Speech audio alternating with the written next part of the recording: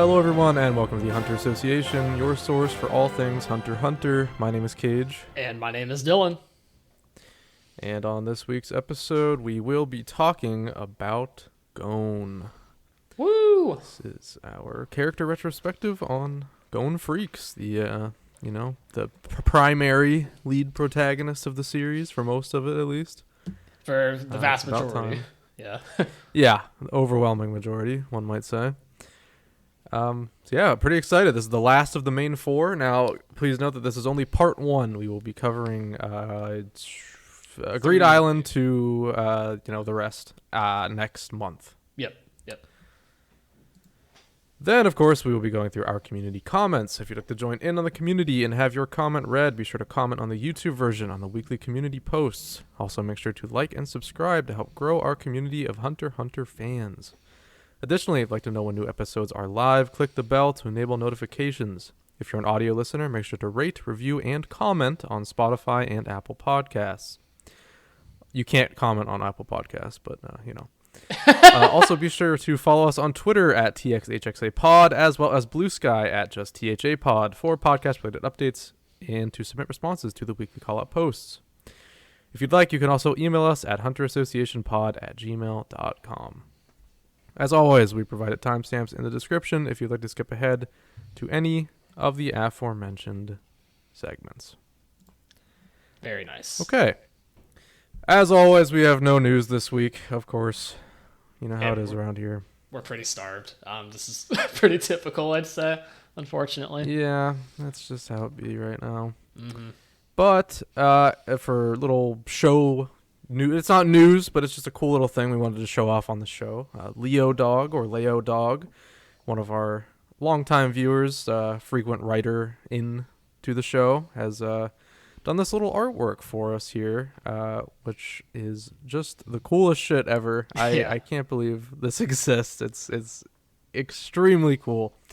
It's on screen right now if you're watching. If you're listening, go ahead and check our socials. We've posted it on there. Mm-hmm. And I'll just kind of describe it. It's me and Dylan on the left, me on the right, and the text reads, "Their battle would decide who Owl's true #1 fan really is." And who would win? Who would win between you and I? That's actually a good question.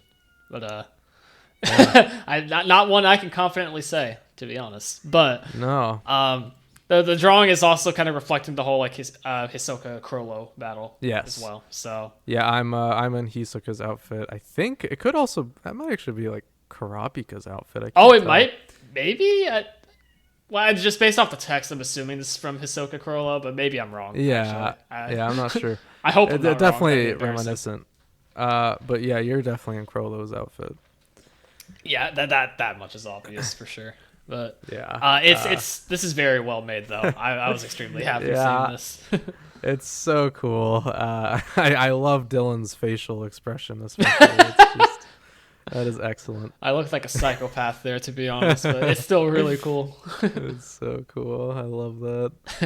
He also, in the email, he mentioned that Dylan was like the hardest person to draw ever, which was really surprising to me because I thought I would cause more problems because of my hair, but he kind of nailed it. I mean, I don't always have my hair that long, but when it does look like that, that is what it looks like, and it looks sick.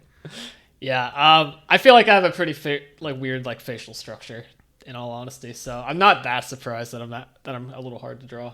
I feel like, I don't know. That's just how I see it. He nailed it though. It like that looks like you for sure. I've had multiple people try and draw me in various different situations throughout the years, and they always looked kind of off one way or another, and really? I always boil that down to me specifically. I still think that's the case, but this is definitely one of the more accurate depictions, I'd say. So that's impressive. Yeah.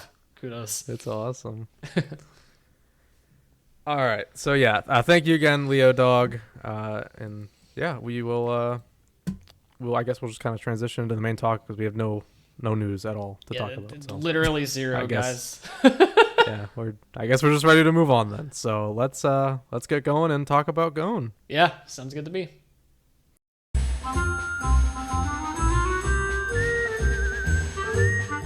All right, everybody, welcome to our character retrospective on Gon Freecss.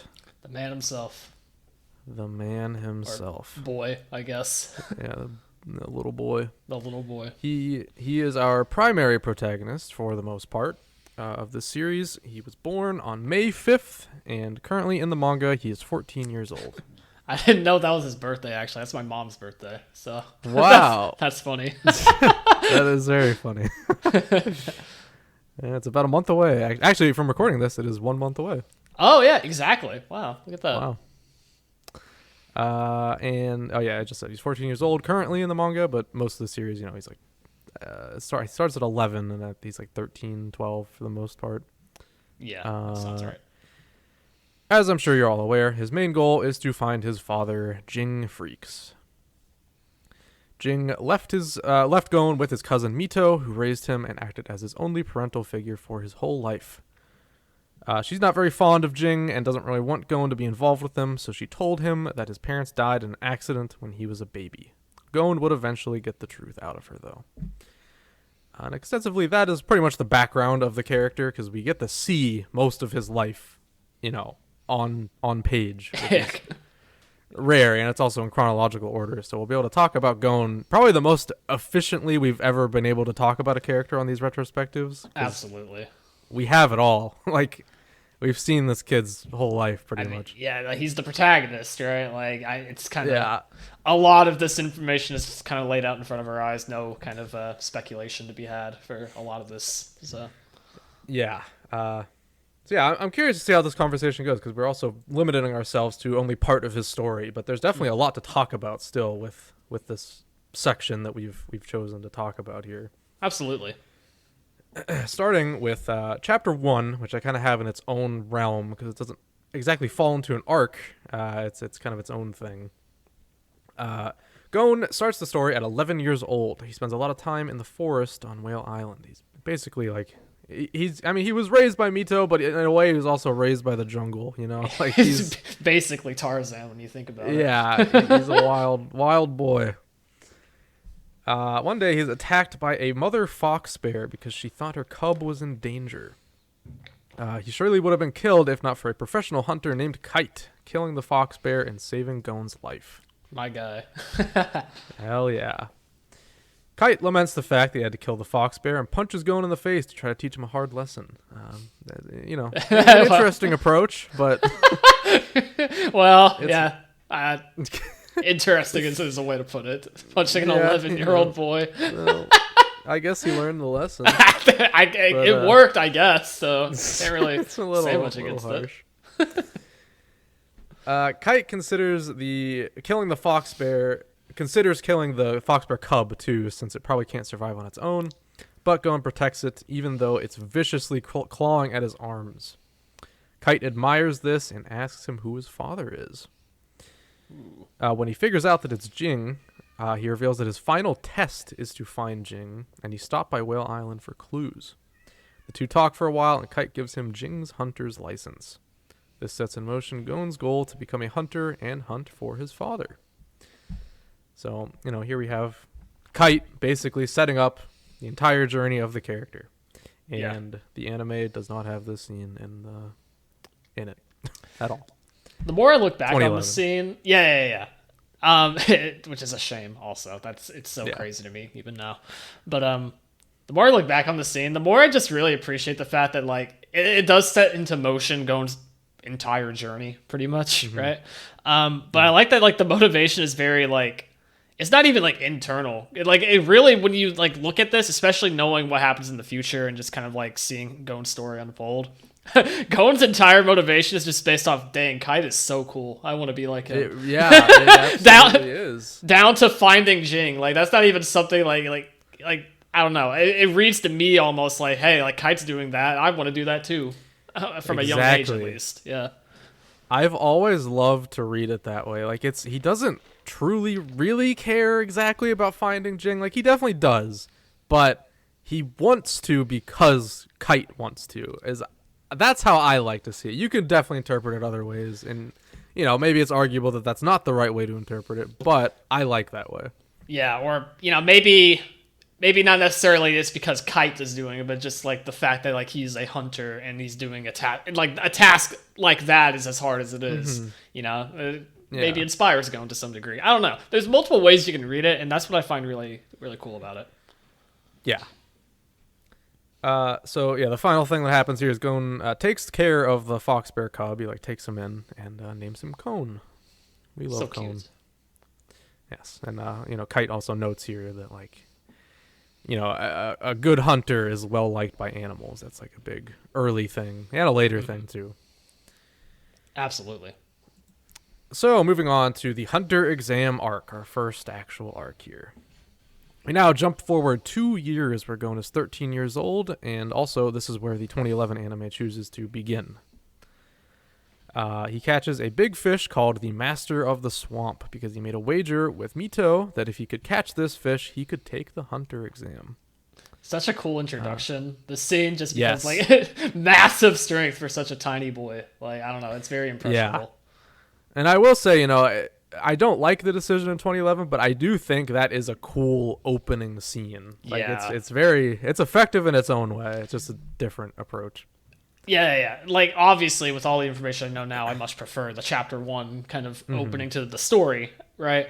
But thinking back to when I first watched Hunter x Hunter, which was the 2011 version, yeah, like, it was very, like, almost an immediate, like, reaction out of me when watching it. Like, dang, like, this kid's kind of cool. Like, I want to see more of him, you know? And so shot, like, we all know it of him, like, with the big leaf hat, just holding the fishing rod. That is the coolest thing ever. I love that. Yeah, so you know, I love the chapter 1 opening a lot more nowadays, but I respect the decision that they took for that to some degree, just because it is a cool like opening piece to the series, like in terms of like, it is being really eye catching. Yeah. Yep. Super eye catching. That's the big thing about it. So after doing this, he reports back to Mito, and she has a mixed reaction, expectedly, but you know, she still supports Gon in the end. We love Mito. We do. The two share a teary goodbye, and Gon boards the ship that will supposedly take him to the exam site. On this boat is where he meets his soon-to-be longtime friends Kurapika and Leorio. We've talked about those guys before. Yep. He hits it off pretty much immediately with both of them, since he's pretty easy to get along with. It's the other two that kind of take a while to warm up to each other, but Gon, from his perspective, these guys are just like fast friends. Yeah. Gon is like the most like extroverted of shonen protagonists, I feel like. Yeah, absolutely. Like, you can't not love him, and he'll warm up to anybody. Exactly. The three of them end up banding together to save the ship, save the other passengers on the ship when a storm strikes. The captain, who is a proctor of the exam, takes a liking to all three of them, but especially focuses on Gon because he can clearly see Jing in him. Yep. Which is cool. Down to predicting the weather. Yes. After they arrive at their destination, the captain tells them to go to the Lone Cedar Tree, which apparently is a secret route to get to the exam site. On the way there, they encounter several trials, the first of which is a quiz where they are asked, if you could only save your mother or your lover, who would you save? Gon thinks on this for a while, but never really comes up with an answer, which ends up being fine because the answer is that there is no answer. You do not answer the question. Kind of just failed upwards there, which is really funny. Gon is so good at all this other stuff, and he I don't know. I just love that scene in particular. Gon's not immune to just being kind of dumb at times. Oh yeah, he's not very smart with that kind of stuff. But you know, as we'll see in a second, they go on by not answering. The three of them pass the trial, but Gon says they should continue to think on this because one day they might actually have to make a choice like that. Hey, he's kind of spitting. I love that, and I talked about it a lot in when we watched that episode for the 99 watch. Yeah. But man, that really just says a lot about Gon's character, and especially like where he ends up, you know, later on in the series as well. Which I realize now I'm saying that a lot, which hopefully doesn't become too much of a trend throughout this discussion. But I think that goes to show that this, you know, the part 2 is going to have a lot more meat on some of this discussion as well. But yeah, Gon's just a very kind-hearted individual, and like I don't know, there's a lot of layers to his character there. Like with that scene so early on, even.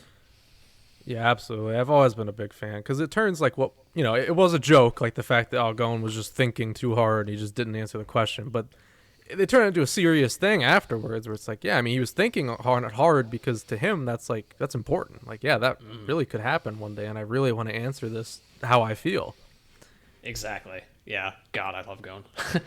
He's the best. Yeah. The next trial they encounter are the Kirikos. We all know those guys. They are disguised as humans. They act out a scene where a couple is hurt and attacked by other Kirikos. The three of them prove themselves here in their own different ways. Gon does so by impressing them with his ability to be able to tell the Kirikos apart from one another. They claim that this has hardly ever happened. So, pretty cool. The other, I think Kurapika's display here is a little more impressive, but still, I mean, Gon, he's also like jumping from trees using that fishing rod. There's that too, but really the thing that made him stand out to them is just the fact that he can tell them apart. Yeah, it was just purely from like sniffing them out, right? Like it's just that nose at work again, essentially. Or was it the voice? I don't remember entirely. I think actually. yeah, it was. Well, no, it was like very slight things. Like yeah, he could tell the voices were different, and also like the like very slight things on their fur or whatever. It shows that he's very observant, I guess. Yeah, he knows animals. Yeah, that ties back to the showcase of it. He kind of just knows his way around like animals specifically, or non-human creatures, I guess is the best way to put it, because they're technically like mythical beasts or something, right? Yeah, magical beasts. Or magical beasts, my bad. Yeah. One of the Kiriko then guides them to Zaban City, where the exam site actually is. The three of them successfully make it to the first phase exam site. Once there, they encounter many faces that will be important. Firstly is Tonpa, the rookie crusher, who tries to give them soda with laxatives in it, but Gon can smell that something is up with it, and he pours it out. Despite this, he remains rather optimistic about Tonpa for a while. To a fault, Gon is definitely one of the more trusting characters in the series. Yes, that's for sure. Like, can you name any other character who would like know that someone was trying to like put laxatives in their drink and just forgive them immediately? Like, he's probably a nice guy still. Yeah, he didn't know. Oh my gosh. The exam's proctor, Satotes, enters the room and begins the first phase, which is an endurance test. They're running down the hall. During this phase is when Gon and Killua meet and they become fast friends. The two of them pass this section with ease. It's funny talking about this section from Gon's perspective because there's not much to say. He just kind of strikes up a conversation with Killua, and he's just like, "Dang, this kid's cool." That's pretty much how it goes. He makes friends fast. There's something about he has like a magnetic connection to just like people in general. Absolutely, yeah. And it's funny, talking about the same scene from Killua's point of view in his retrospective. There's so much more to say about it, but. On Gon's side, it is literally just like, hey, this guy talked to me and he's my age. Yeah. Like, all right. It's so funny how that kind of just like describes their entire relationship throughout the series too, right? Yeah, absolutely. It was just a very simple thing for Gon, just kind of circumstantial, and then from Killa's point of view, he's like, dang, this kid is something special. He's like, I've never seen anybody like this. Like, I want to learn more about him. Like, yeah, it's that is very indicative of their relationship. Yeah, from the get-go. More on that later. Yeah, for sure. The second part of the first phase is to make it through the Milsey wetlands. This is also an easy pass for both of them, but along the way, Gon encounters Hisoka for the first time here. He tries to act brave against him, but he really knows he doesn't stand a chance. Hisoka likes the look in his eyes, though, and allows him to live, labeling him as someone he's interested in. He had the potential. Yes. The second phase, proctored by Menchi and Buhara, has the examinees cooking to impress the two. Not much really happens here for Gon. This is kind of just a funny thing. It's good. We love it, but he does manage to take down a big pig, with his fishing rod, and completely nails the re-exam after Menchi fails everyone. It's so funny. No problems here. Yeah, no problems at all. But it's so funny, like, looking back at these earlier phases and realizing, wow, like, Gon is, like, our primary protagonist by far. Like, it hasn't even really been hinted at that, like, someone like Kurapika would become a major protagonist in the series at this point, right? But dang, Gon really just does not do much in these like really early phases. It's kind of funny looking back on it. Yeah, he's just kind of. I mean, he does stuff, but it's not like there's any struggle that he goes through. Right. Which He just does it. It's very different from most like shonen, especially where like very early on, like a protagonist will go through like something like some kind of crisis or like character like development of some sort, right? But like Gon's just vibing throughout these first few phases. Oh, I can't hear you, Kaige. I think you muted on accident. I did mute on accident. Oops. The audience heard that, but you didn't. Anyways, it'll be the what was I even saying? The first like real trial, I guess you could say, is like Hisoka like running into him, but he still gets out of that pretty scot-free. But funnily enough, the real like first trial he faces is actually not even part of the exam. It's here on this airship. Right. So the airship taking them to the third exam site. This is where Isaac Netero decides that he wants to kill some time. So he offers Gon and Killua the chance to get their hunter license right now if they can catch a ball from him. Needless to say, they do not succeed here. But no. It's still cool. Yeah, I mean, like team up for a while. Yeah, it's funny that even Gon can be tempted by like like a possibility like that too. It's like, oh, now, okay, bet, like we'll do it. Yeah, let's do it. Killua bails after Netero goes crazy mode on them, but Gon stays and sets the new goal of making Netero use all of his limbs, because at this point he was only using one arm and one leg. Mm-hmm. He does succeed at this and impresses Netero, who tells the pilot to slow down so Gon can get some sleep, which is a scene I've always loved. Yeah, how considerate. Love Netero. Yeah, he's the best. Yeah, this is a good showcase of Gon's character as well, though. Just like always finding like a reason for whatever he's doing, right? Which is fun, which is ironic considering that he has like pretty much no reason for his ultimate goal. But just the kind of character Gon is, though, at the end of the day, right? He's just very like I won't say self-driven, because like that's not the case, I feel like, but he's goal-driven. He's goal-driven. That's a good way of putting it. Yeah.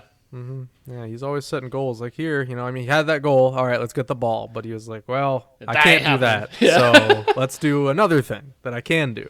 Right. And yeah, that's like real life advice. Like I've been told to kind of think that way sometimes. Like, you set goals for yourself, no matter how small. I don't do it, but it's apparently a healthy mindset to have. Well, that's why Gon's an inspiration, right? He's all about the progress. Right. That's right. Yeah. The airship lands at the third phase site, which is called Trick Tower. The goal is to get to the bottom of the tower within 72 hours. And this is actually right where we are in the 99 watch through. Yeah, I'm excited to get to that soon. Yeah. Our group of 4 just so happens to fall into a section of the tower that requires a team of 5 to get through. They wait a while for their 5th teammate, and it ends up being Tonpa. I'm sure Gon's very happy. Damn. Yeah, he loves him. Yeah, he loves That's his best bud. And yeah, that's another funny thing about talking about this section from Gon's perspective. Like, there is a lot of conflict happening with Tonpa during this, but Gon isn't really involved in it. He's just kind of watching. Everybody else is like eyeing him like a hawk, and there's bickering happening between everybody else, and Gon's just vibing the entire time. Yeah. It's just another day. Yeah. The group eventually encounters an obstacle where they need to face off against convicts by wagering time. Gon's match is against Seto Khan, a serial bomber. Not that the bombing has anything to do with the fight, but that is what he is. Yeah, no, that's for later in the series for Gon to tackle.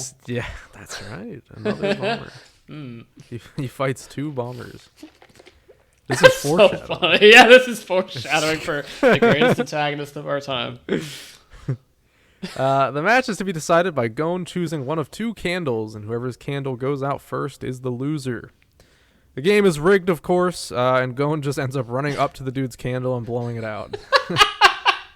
So, that's Gon. He never stated a rule against that, so Gon takes the dub.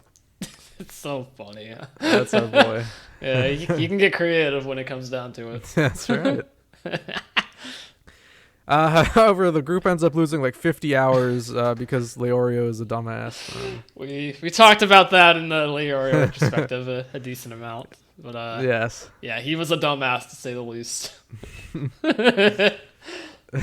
So they all have to wait in a room together for that amount of time. Eventually, they get out of the room and face a final challenge where it seems that only some of them will be able to get through. But Gon comes up with the fun idea of just busting through the wall, so all 5 of them pass phase 3. You know, another like it's so simple. Like, let's just fucking break the wall. Like, yeah. All right. Screw the test. We make our own rules. But this show, Gon cares about literally everybody else but himself. Like at the end of the day, so like this kind of showcases that even further. Yeah. Everyone gets on the boat to take them to Zevel Island, where the 4th phase will take place. This phase has every participant carry a badge, and they are assigned a target. These targets are worth more points than non-targeted badges. They need to hit a certain point threshold to pass. This phase is probably the most eventful for Gon because he has to put in the most effort of the 4, considering the fact that his target is Hisoka. Yeah, the guy. Here we go. This is Gon's big trial. The guy he got like paralyzed against pretty much their first encounter. Like he couldn't do anything. Couldn't do anything. Yeah. Gon comes up with the idea of hunting Hisoka while he's hunting his target, and there's a cool moment where he gets this idea by just watching like nature. He watches a. I think it's like a bird or something. There's something hunting a butterfly, and I think. That when something goes after the butterfly, the bird snatches it. It's something like that. Yeah. Yeah, it was something like that. I'm looking at the Hunterpedia right now, but yeah, I don't think it really goes into too much into detail on that. But that sounds about right. Yeah, like it's like something hunting a butterfly, and like a bird swoops in to hunt that thing, like in the middle like of a frog or something. Maybe I don't know. It's something. Like yeah. It's cool though. Eventually, Hisoka encounters Leorio and Kurapika, where Gon decides it is best to stick with his plan and keep watching and only intervene if it seems that they are in real danger. The 2 of them manage to talk their way out of it, leaving Hisoka blue-balled. He was very upset about this. Yeah. And he scares the absolute shit out of Gon here because it's that bloodlust, back then is what it was called. He's just like emanating it. It's all over the place. He is pissed off. Mm-hmm. He knows, I don't want to screw with him right now on that. Yeah. So he kind of just watches him for the night. The next day, Hisoka does finally encounter someone. Gon sees the opportunity, and his plan works exactly as intended. He uses his fishing rod to grab the badge, and he runs off. Unfortunately, Gon was being stalked by the person that has him as his target. His name is Gareta. Gareta uses a blow dart to paralyze Gon and takes the badges. However, Hisoka kills him and gives Gon the badges back. So, simple. Such a crazy beginning of this kind of dynamic between Hisoka and Gon for the rest of the series. It's kind of crazy. I forget about this moment in time quite a bit, thinking on Hunter x Hunter and even the Hunter exam specifically, but oh my gosh, so tense. It absolutely is, yeah. That's definitely a highlight of the Hunter exams. Yeah. Despite being paralyzed, Gon manages to stand on his feet and refuses Hisoka's charity and tries to give him the badge back. Hisoka doesn't give a fuck and punches Gon hard. He sends him flying. Flying. Yeah. He does. He ain't getting back up from that one. No. Declaring that he will not take his badge back until he can punch him like that. Gon spends the night quietly seething over the violation of his pride. Oh my gosh. He's super upset about that. I mean, that's a rough day for him, right? Like, he feels this, like, bloodlusty aura that he never felt before, and then just immediately just gets, like, embarrassed, essentially. Like, his plan technically failed, ultimately, and then he had to get bailed out by the person he was trying to beat in the first place. Couldn't do anything. That's his first... Rough. That's his first, like, real, like, hardship as a protagonist, Absolutely, I think. yeah. He's definitely makes it down. Yeah, definitely makes it one of the more eventful parts of this arc, I think. It's kind of the first time we see, like, a real emotional shift from Gon. We see fear, but this is frustration and anger. Something you wouldn't necessarily expect out of Gon's character up until this point.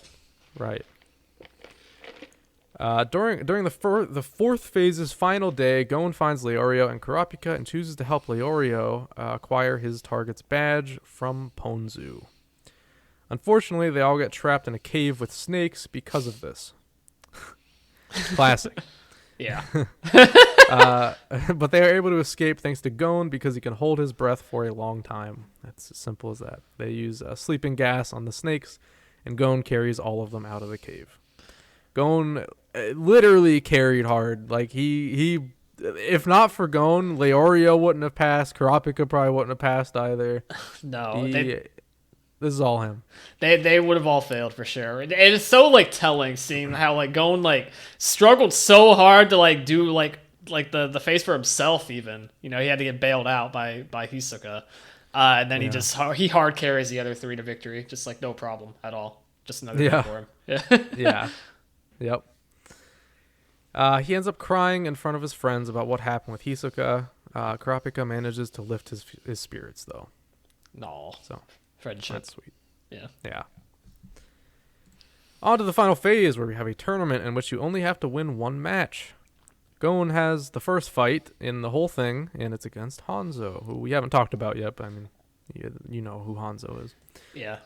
Pretty capable guy, I'd say, in a fight. Yes.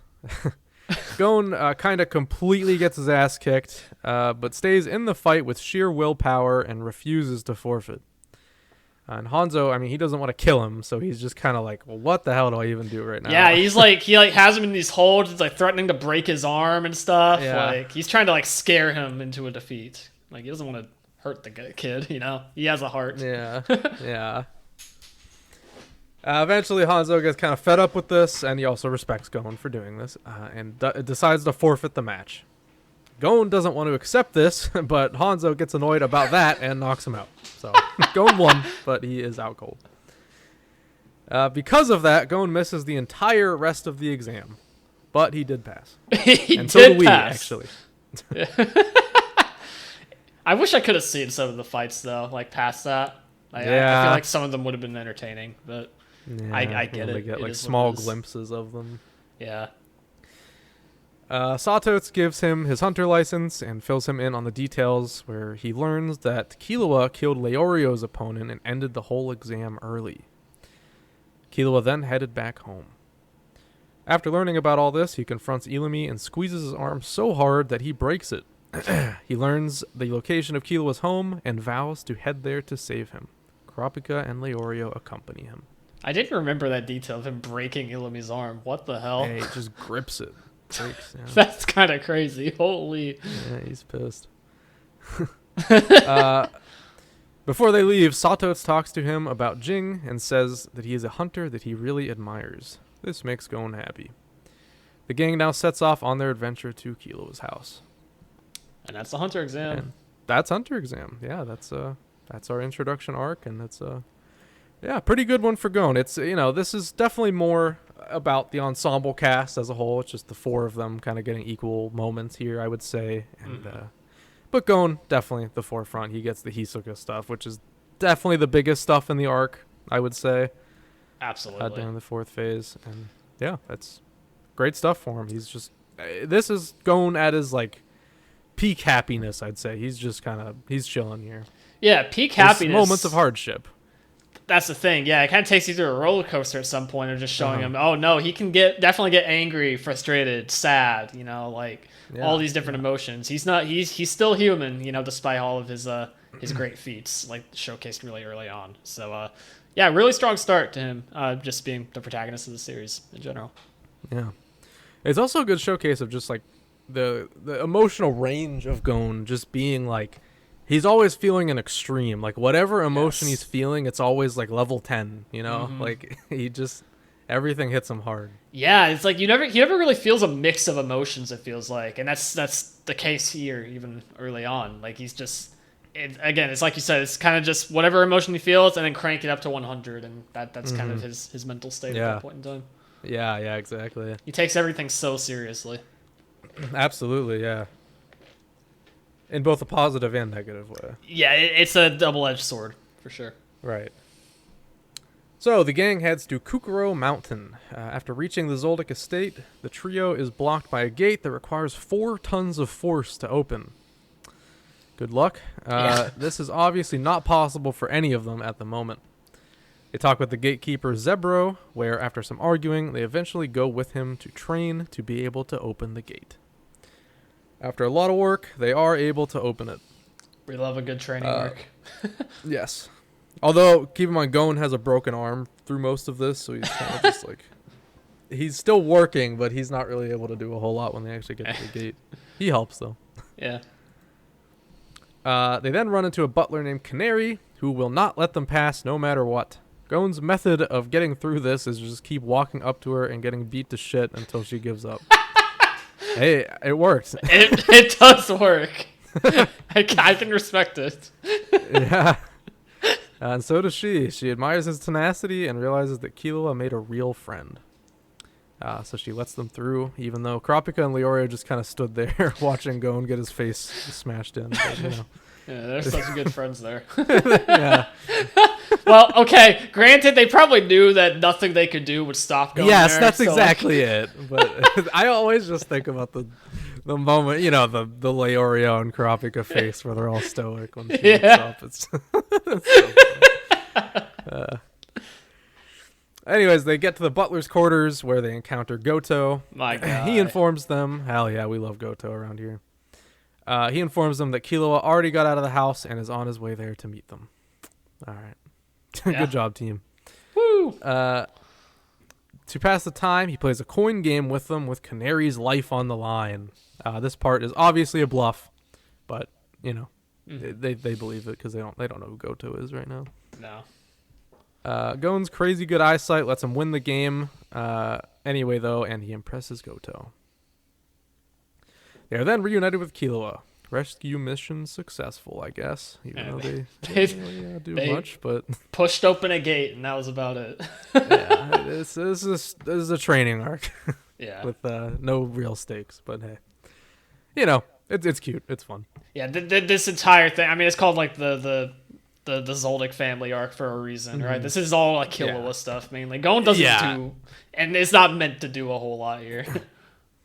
Yeah, the Killua retrospective is probably the most extensively we'll ever talk about this arc because, I mean, unless I guess we do like a Zeno retrospective or something like that, but even then he doesn't do a whole lot. Silva maybe. Yeah, it's all Killua. So it's all Killua, yeah.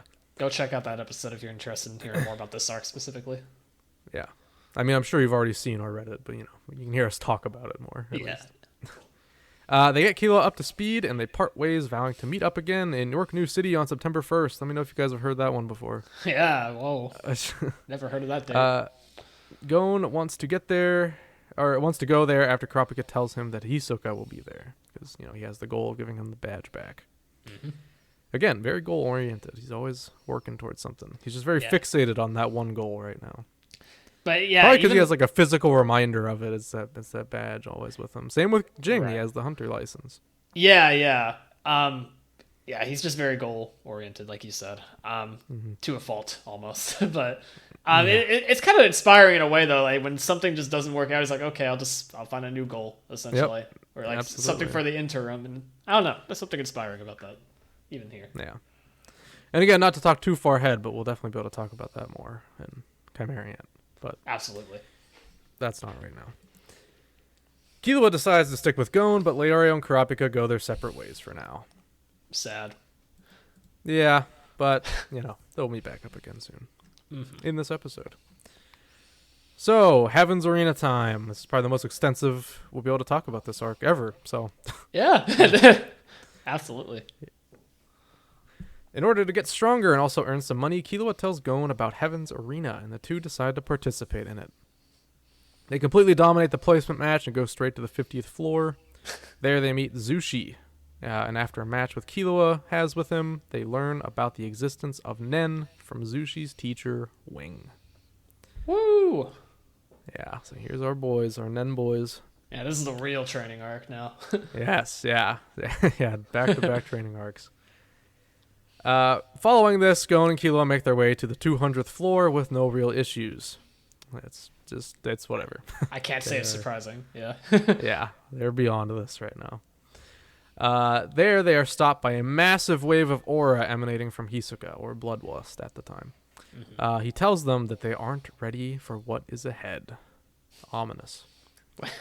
Yeah, very ominous indeed. I always found this scene very like chilling whenever I first watched it. Absolutely. like I knew Hisoka was a psychopath, but like I think it was this scene in particular. Like, oh, like he's like a dangerous psychopath. Like, Yeah. like there's like you're meant. It's supposed to. I always read that scene as like trying to instill like fear within like the reader or audience as well as Gon and Killua, like telling them like no, like even you guys know they aren't ready for him right now. Yeah, it's also such a cool surprise moment because like you just heard about Hisoka's gonna be in Yorknew, so that's probably where this is all gonna come to a head, and you're probably not expecting to see him until they get there, but no, he's here. No, he's there. Yeah, he's scary. Very cool. Yeah, it's super cool.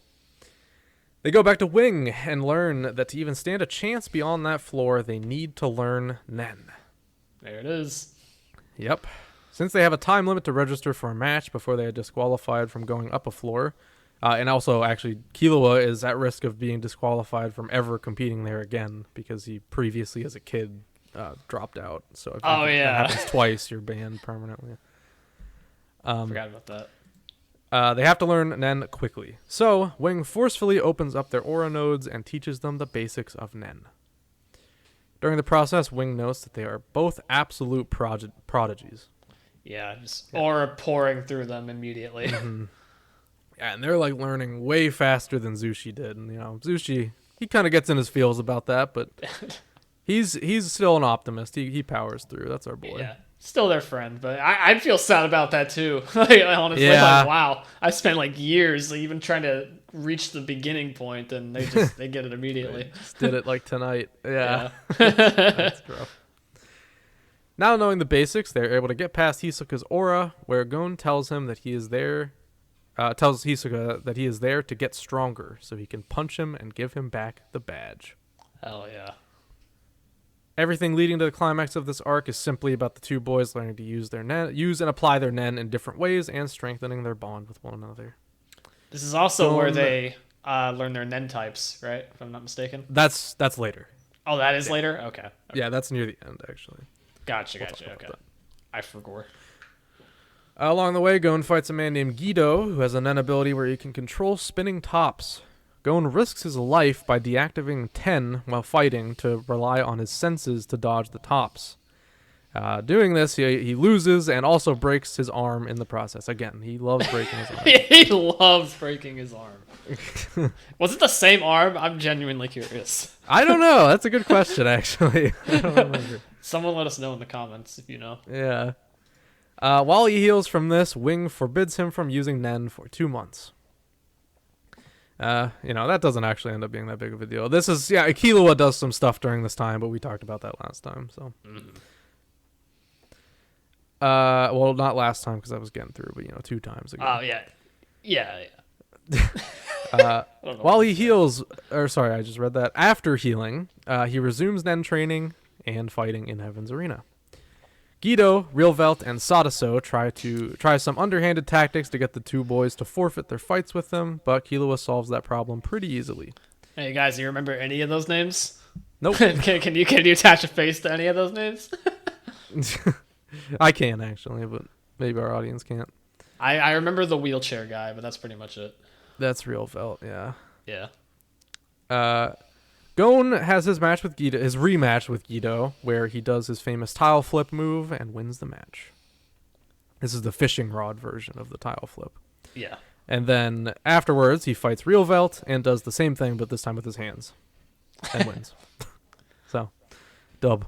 Yeah, pretty handy victories there. It was, those guys are chumps. They kidnapped Zushi. Yeah. As Gon is walking out of the ring after the match, Hisoka stops him and agrees to fight him. Impressed him, yeah. Yeah. Gon is now in a period of preparing himself for the fight ahead. He and Killua go back to Wing and learn about Hatsu, where they also learn their Nen type. Gon is, of course, an enhancer, as we all know. There it is. Not that that will really be utilized during this part of the retrospective, but Yeah, I was about talk to say, about it more yeah, later. really not at all. This the entire No. retrospective here, this part. Nope, not even a little bit, but we'll get there. With this, Wing reveals that Gon has passed the secret hunter exam. Hell yeah. Woo! The day of Gon and Hisoka's match arrives. You know it, you love it. It's a sick-ass fight. During the fight, Gon is able to land a great punch to Hisoka's face, and he returns the badge to Hisoka. Gosh, this fight is what I think like hooked me onto Hunter x Hunter. Yep, I can confidently it's awesome. say, yeah. It was just a pure spectacle kind of thing, just pure shonen fun action. Like I don't know, what more could you ask for? And it's so fast-paced. Yep, It's so cool. I love it.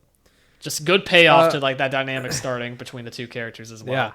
Yeah, love it. Of course, Hisoka still wins the fight pretty easily, but both of them are left satisfied with the results. And that's really all that matters there. Hey, Both had something to gain from that fight, and they both got it. Well, I think Hisoka now just wants even more after this, right? Oh yeah, he's this was basically like a checkpoint for him. He's like, all right, let's see what he's got right now. And, I mean, that gets him pumped for the future. Oh, I get some very pumped, to say the least. It sure does, yeah. I'm excited to one day do a Hisoka retrospective. That'll be fun. It'll be a fun one, for sure. Gon and Killua both got everything they wanted out of Heaven's Arena, so they agree to call it there, and Gon decides he wants to visit Whale Island again. Killua accompanies him. Woo! That's Heaven's Arena. So before... Yeah, that's Heaven's Arena. Yeah, I guess we'll talk about it a little bit, because we don't get to talk about Heaven's Arena too often on this show. Yeah. You know, it's a really short arc. It goes very fast. There's a lot of jumping around, but it's a lot of fun. I really like learning Nen. I think it's awesome. I love the concept of Heaven's Arena so much. I'd love like a game where you get to go through the ranks. That'd be so fun. Yeah, I mean, Heaven's Arena will always have a soft spot in my heart because, like, I feel like most training arcs of most series can kind of tend to be underwhelming, or at least feel underwhelming, even if it's like objectively like good stuff or like harmless material. But Heaven's Arena kind of managed to make a training arc be very like you're very engaged with it the entire time, right? And that's due to just like the various character dynamics and like the power system they introduced with Nen. Like it's a real testament, I think, to how enjoyable a training arc can be. And yeah, I love the concept of Heaven's Arena in general. It's like basically like if you've played like a fighting game before and like you were playing like ranked matches and you have all these different divisions and whatnot. This is basically just that in like physical form almost, and like that's really cool to me. I don't know. Yeah, it's super cool. I've always loved the concept, and yeah, exactly as you said. It's a really great training arc that has stakes. Hisoka's looming the whole time. We're learning a whole new power system, which is just really exciting at the time. It just feels like the whole world expands whenever you learn about that. Exactly. Very good stuff. Super cool. Yeah. So before we get to Yorknew, I also have included here the Whale Island visit as kind of own segment because, again, it doesn't really fit into an arc. If anything, it fits more into the Greed Island arc, funnily enough, but that's in the future. So before heading to Yorknew City, the boys head to Whale Island, where Gon and Mito have a nice reunion, and Killua is introduced to her, and it's super sweet. Mm-hmm. Gon shows Killua around the island, and along the way he sees that Cone left some fish for him as a welcome home gift. Hell yeah. If you're not a Cone fan, what are you doing? Yeah, honestly, man. Go and raise that kid right. That's right. Later in the night, Gon and Killua are stargazing and just kind of talking about things. Killua tells him that he wants to stay with Gon until he is able to find a goal of his own. Killua then asks him about his mother, but Gon just says that it doesn't really matter and that Mito is his mother. One of my favorite moments in the series there. It's so sweet. It just melts my heart. It is just adorable. Yeah, I love it. I love Gon. He's just he has such a kind heart, truly. Yeah, he's so pure. I love Gon so dearly. He's just such a wonderful character. Mm-hmm. So anyways, after the boys get back, Mito decides to give Gon a box that Jing left for him, saying to give it to him if he becomes a hunter. After she tells him some stories about Jing, Gon decides that calling him Jing instead of Dad feels more natural. So from this point on, he's just referred to as Jing. The boys then go up to Gon's room and try to open the box, but aren't able to until they decide to use Nen on it. In it, they find a cassette, a ring, and a memory card. They play the tape and hear Jing's voice say that he is ashamed to meet with Gon and to not bother trying to find him. Very encouraging. Yeah, man, what a great father he is. He's about to tell him about his mother, but Gon stops the tape before he hears anything. And then the tape erases itself. So there goes that. Yeah. But hey, if Gon doesn't care, we shouldn't care either. Who cares? Exactly. Yeah, that's why I don't, ever expect to hear anything about Gon's mother. Yeah, it doesn't matter. Yeah, it does not matter. If it doesn't matter to Gon, Mito. why does it matter to us? Yeah. That's right. He's the main character. Yeah. It's not All important. Mito. They then investigate the memory card and learn that it has save data to a game called Greed Island, which is incredibly expensive, and I mean incredibly expensive. Like, holy fuck. That money they won from Heaven's Arena could not even scrape the cost for that. Yeah. No. 14 copies will be up for auction in Yorknew City. Hey, how about that? It all ties together. It all comes back around. Believing that this is how he'll be able to find Jing, he decides to do whatever it takes to get a copy of the game. All right. So, that's that, and now we're moving into Yorknew City proper. Which, from Gon's perspective, this is kind of more so just like a precursor to Greed Island.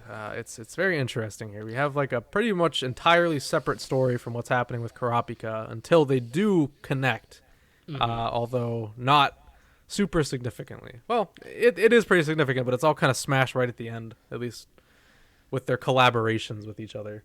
Yeah, like there's very different goals here between Gon's party and Kurapika's party. Gon's part of this is a lot more lighthearted, that's for sure. Yeah. So, starting off, they arrive at Yorknew City via boat and start exploring the city. They quickly run into Leorio, who tells them that he's also learned Nen, but only the very basics. They tell him that there is still a lot to learn, which probably is a little demotivating, but yeah, like they're kind of bad friends for just kind of dunking on him like that immediately. Not being bad, they're just like, yeah, you got more to learn, man. We're ahead of you. Yeah. Leorio takes on the chin though. He does, yeah, of course. They tell him about their situation, and he helps them come up with a plan to host an arm wrestling booth against Gon with an entry fee. Since no one can beat Gon, this should be an infinite money glitch. Kind of was exactly. For a bit. It was for a bit, yeah. Well, actually, for the whole time, really. It works exactly as intended, but eventually a member of the Phantom Troop, Shizuku, steps up to the booth and gives Gon quite the challenge. He still wins, but he notes afterwards that she is definitely a Nen user. Which, of course, later Shizuku won't even remember this happening anyways, but I mean... No. Shizuku's a bit of an airhead.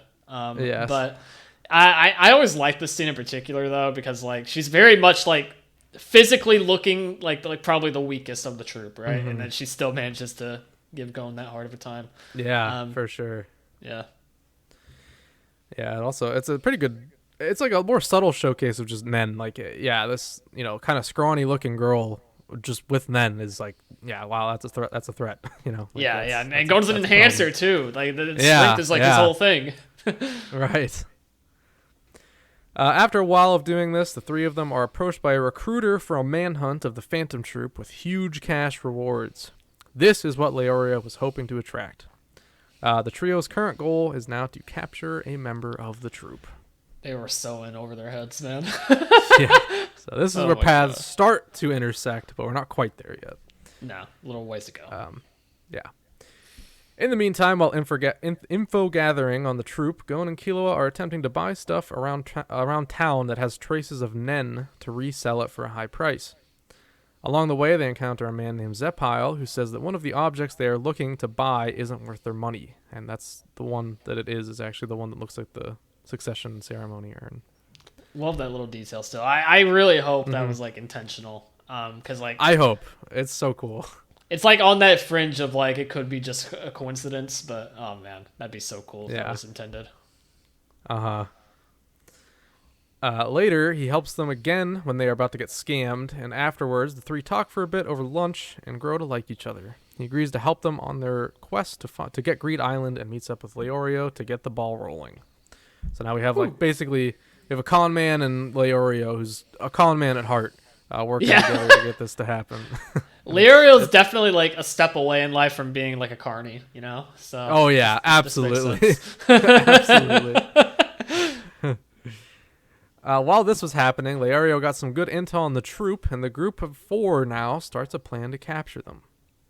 They do this by stalking them from close and long range. We got Gon and Killua kind of up front, and Leorio and Zepile on far, looking on a distance.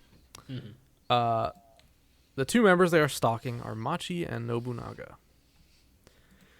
They follow them for a while, and they are clearly noticed the entire time, but they follow anyway until they reach an abandoned strip of town where they are cornered by Finks and Pakunoda separately. They're both in 2 separate rooms, so can't really work together here. Yeah. They are far outclassed and get captured. They are in way over their heads. It was Finks that found Killua, right? And it was Pakunoda Yes. who walked up to Gon. Mm-hmm. Yeah, they were no shot at all. They were getting out of that. No, that is way beyond them right now. No, they kind of knew that instantly too, as soon as they were found. Mm-hmm. Oh yeah. Killua tried, but you know. He tried. Yeah. They question them on if they know the chain user, and at this point they genuinely have no idea who that is because they haven't even seen Kurapika yet. No, Kurapika ghosted them this entire time. So yeah. Worth noting, they have tried to call him since, but he has not answered yet. No, yeah. Gon gets pissed at them because Nobunaga started to cry over Uvo's death, but Gon was enraged over the fact that they don't share the same sympathy for their victims. He flares up his aura and was definitely about to do something stupid, but Killua saved his ass here. It's always Killua bailing him out. These emotions are being driven so high, yeah, exactly. We don't it's see. Right there. Yeah, like that's another good showcase of that. Mm-hmm. He disagrees with the Phantom Troop fundamentally on just like their feelings, I guess. I don't know. It's so like Gon finds the most like simple things out of like these wild scenarios, and like he gets like. He tunes his emotions all in towards that. And that's what I find so interesting about Gon's observation, just character in general. Mm-hmm. Like, he's not even getting mad at, like, the acts that the Phantom Troops are committing. He's getting mad at, like, you're not even, like, having sympathy for your victims. Like, and that's what he hones in on. Yeah, it's that emotional connection. He's always trying to, like, latch on to people's emotions. And, like, he's faced, like, a brick wall here. He's seeing somebody cry over a friend's death, which is something he can understand, but then he thinks about it a step further and they don't cry over like the thousands of people they've killed, and that's where his brain is like it's fighting with each other. He doesn't know how to feel in this moment, so I guess he just kind of gets angry. Mm-hmm. He's not the best at regulating his emotions, obviously, at this point. And not at all. Again, that's where Killua was kind of like his crutch, because he bails him out of a lot of stupid situations he would put himself in otherwise. Mm-hmm. Yeah. Impressed by Gon's tenacity and seeing Uvo in him, Nobunaga wants to recruit him to the troop. So he keeps an eye on the 2 of them while they wait for Chrollo to return so he can test Gon. They are able to narrowly escape by utilizing a doctoring trick taught to them by Zepile called ostomy. They smash through the side walls and get the hell out of there. And when I say they narrowly escaped, guys, holy shit! Like it was close. Nobunaga was on their ass. Like that could have been bad. One very small slip up, or like even a second slower or a millisecond slower, Nobunaga would have gotten them easily. Easily, yeah. After this, they are finally able to get a hold of Kurapika on the phone and tell him what happened. He doesn't want them to get involved, but eventually agrees that he will call them back. He agrees to this after actually Gon tells him about specifically the Nobunaga moment, about the fact that he cried over his comrade. Mm-hmm. Definitely seems to, trigger something in Kurapika there. Yeah. Confusion, perhaps? Yeah. It's interesting, though. Like, again, it's Gon specifically that's able to kind of just, like, bridge these connections even when they're kind of severing, especially in Kurapika's case. Kurapika was fully determined, I think, at this point to just completely ghost them for the entirety of this arc, at least. Oh yeah, for sure. He wanted to get this thing done. Yeah. The next time they hear from him, however, he says that the spiders are dead. So the four of them now meet back up in person for the first time, and they have a nice day in the bark. Actually, that's kind of all they do. They just kind of hang out, which is what Always hanging Kurapika out. needed in that moment. Definitely needed that. Yeah. Yes, this was the lowest we've ever seen Kurapika. Probably ever, honestly. This was pretty low. But they got him to smile though. And that's Yes, what matters. they eventually get him to smile during this little outing. They talk about what Kurapika is going to do from here when Kurapika gets a text from Hisoka saying that the troop is still alive. What a roller coaster. We talked about that plenty on his retrospective, though. Absolutely. They then formulate a plan, but it kind of goes to shit, and Gon and Killua get captured again. They're not the best with plans, are they? Like This one was Kurapika's fault, though. He got a little carried away. But, oh, I remember. Yeah, Kurapika was kind of yeah. with some smart thinking from Melody and Leorio, they are able to bounce back, and Kurapika manages to capture Chrollo. So, yeah, this is where it gets a little weird, because the rest of this arc is pretty much just Kurapika's story, and also Gon and Killua are captured. They're not active parts of the story here. They're like an object, basically. They're a plot device. And it's not even like it was earlier with like Nobunaga, where like they were captured, but there's a focus on them, and there was like stories unfolding there, like in that captured scenario. That isn't really the case here. They're kind of just tokens the entire time. Yeah. They are part of this hostage exchange that needs to happen between Kurapika and Pakunoda for Chrollo. Mm-hmm. And that does happen. Pakunoda gets Chrollo back, and, Kurapika gets Gon and Killua back. Mm-hmm. But a lot of stuff happens while they're captured, but you can't talk about it because Gon's not a part of it. So yeah, it's a weird thing about these retrospectives, but it's also kind of cool because we get a very, like, when you look at Yorknew City here just from talking about the Gon points, it's really interesting to follow. I think it's kind of cool to lay it out like this because you get to see just like, Gon didn't have a lot to do with anything going on. He wanted to see his friend, and he did, but they also happened to be hunting the troop at the same time, which is interesting. Yeah, it's just very small connections that kind of cross over. Yeah, Yorknew is just very interesting in general. It kind of just like takes you through twists and turns of various different point of views between Kurapika, Gon, and all the others, right? The Phantom Troop, but yeah, they're kind of breaking it down to these like individual perspectives. Makes it really interesting. Like there's a lot of interconnecting stories here. Yeah, it's really interesting. It's really the only arc that can be talked about that way because most of the other ones are pretty straightforward. I guess. Well, actually, Chimera that'll happen a lot. Chimera. Yeah, when we start to get into retrospectives on Chimera Ant characters, that'll start to get pretty interesting too. But, I think it will for sure. Yeah. Yeah. That's the only like other arc though. Probably Succession War as well once that's wrapped up. Well, yeah, once that's wrapped up. So after this, Kurapika becomes bedridden due to the overuse of Emperor Time, so Gon and the others stay around to keep an eye on him while he recovers. During this time, Gon and Killua continue their work on their Greed Island quest. Kurapika tells them about Batera and how he is looking to buy up every copy of the game and hire people to play it for him. They realize that this is much more achievable than buying it themselves. So this kind of becomes their new main plan to get into Greed Island. Yeah. Later on, they attend the auction and run into Finks and Phaeton and immediately run the hell out of there. They booked it. It's such a funny scene because they also booked it after them, and they were even faster. Yeah, they caught up pretty easily. But they lock eyes and like boom, they're just running. Yeah. They do have a peaceful exchange though, and they tell Gon that Pakunoda is dead. Gon was pretty sad about that. Yeah, so this is like the first time you see Gon truly have like sympathy for any member of the troop even. It's so interesting though because that's also like the first, well, I won't say it's the first scene you'll have sympathy for the troop because so much happened in Yorknew. Yeah. But like I guess it's the first time you've seen the troop willingly be like, okay, we're not going to hurt you, like, or we're not interested in that. I don't know. Yeah. It's interesting. Yeah, it's a very mature encounter.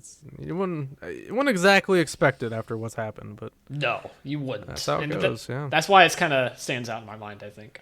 absolutely. Yeah, I think about that scene a lot. Actually, I think it's a really effective one.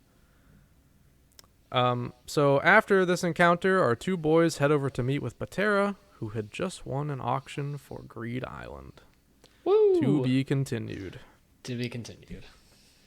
That's where we're going to end it for now. We will do Greed Island and Chimera Ant next month, very extensively. Don't worry. Yeah, we'll go in depth. Yes, I had to. In theory, maybe we could have put Greed Island in this episode too, but it's whatever. We didn't. I think so. this divides it the most evenly. I think. Yeah, ultimately. yeah. It'd be hard. As much as I can talk about Chimera Ant, I do think it'd probably end up being pretty short if we just did Chimera Ant. Mm-hmm. I don't know though. Maybe it wouldn't be, but hey, whatever. This is how we did it. So locked in now. It's hard to say until you actually do it. So this is kind of the best, approach that we had, I think. But I think we got a good hour of discussion in, a little over. Yeah. So it's pretty good, I'd say. Yeah. So kind of closing thoughts here. It's very interesting to look at Gon, just from this chunk of the story, because. What Gon goes through here is basically we're kind of having like a hero's journey sort of thing going on. He starts at just basic level 1. He's a little kid, and we see him keep overcoming different levels of challenges that keep kind of stacking up progressively. Yes. But at the same time, we also get moments where he's facing challenges that are far beyond where he's at. And it's always kind of happening simultaneously. Like we have Heaven's Arena, where he's facing both challenges that are way below him, challenges on par, and then Hisoka, a challenge that is far above him. And I think it's really cool to see a character take on, all three types of challenges at the same time, basically. That's what's really cool about Heaven's Arena to me. It's just like, there's so much cool shit happening all the time. It's just neat. Yeah, I mean, Gon is just a very atypical protagonist from the get-go. He doesn't have an insane backstory to go off of for his journey. No. He doesn't have these massive challenges very early on. Again, kind of like you said, kind of staircases in a way, if not just being kind of having simultaneous challenges like in Heaven's Arena. He just goes through a very interesting start as a protagonist, and he's just very emotionally driven altogether. Like a lot of his conflicts stem from just like not sympathizing with, or not sympathizing with somebody else's feelings, or like kind of like disagreeing with their like kind of just how their emotions are played out almost. Like it feels like everything is just purely emotion based with him, whether it's selfishly or not. And it's just so interesting for a character that cares so much about other people, like rather than himself mainly. I don't know. I feel like maybe I'm just rambling, but Gon is just so unique to me, especially early on. And granted, I think a lot of that is with the power of hindsight, knowing what happens in Greed Island Chimera Ant. But I don't know. It's Gon's introduction and just like his introductory phases, I guess, is just always something that'll stand out to me as like very unique and shonen in general. Absolutely, yeah. It's very entertaining to watch. Like, yeah, you could say Gon, in a way, is a very basic anime protagonist, and like he's very tropey. He's got like the classic, like he's kind of, he's an orphan.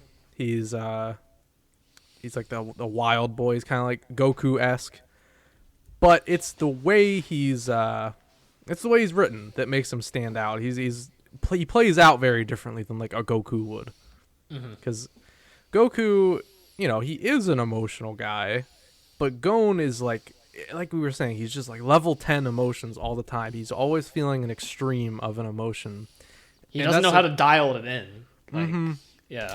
And that's just that's a character trait you can really hone in on. It's like almost like an extreme human connection where you're just like seeing, it's hard to explain. It's hard to put into words, but it's, whenever you see a realistically written character, you can definitely feel like a human connection with them. Yes. With Gon, the emotions and like the human connections are so enhanced that it's almost like you're super connecting with them. Like it's like this extra level to it. Yeah. It's really interesting. You see almost like too much humanity in him. That's a good way of putting it, actually. Too much humanity. And it's so weird to think about, though. It feels counterintuitive because he's such an easy character to make friends with for all these people in the series, right? Mm-hmm. And he's so good at making these connections, but he still feels them on such an intensity. I feel like not a lot of us can really comprehend to an extent. Right. Yeah. It just maybe like inhuman humanity. I think that I'm gonna coin that phrase for Gon. yeah. No, I think it works. He's just like he's so emotional, and Yeah. I think that's just how you can like him, we attach to emotions, and he's just got a lot of those to share. And all of these beginning arcs were to kind of set that up and to kind of set the stage for that to be a pivotal part of his character through developing all these friendships and kind of just like witnessing all these different, events and tragedies that kind of, propose questions to go on about just feelings and emotions in general, right? And kind of, how that relates to him, how he relates to others. It sets the stage for all of that. And it makes going into the second part of this retrospective, where we'll be talking about Chimera Ant, obviously, so much more interesting with that in mind, because that's where I believe like the payoff really happens for that. It's quite literally the emotional payoff that we'll get. This will be the climax of everything we just talked about. So we'll be able to talk about it a hell of a lot more next month. But Yes. it's cool to lay the groundwork here, because while we can't let ourselves talk about Chimera Ant yet, it's cool to be able to talk about these things and see where it's going.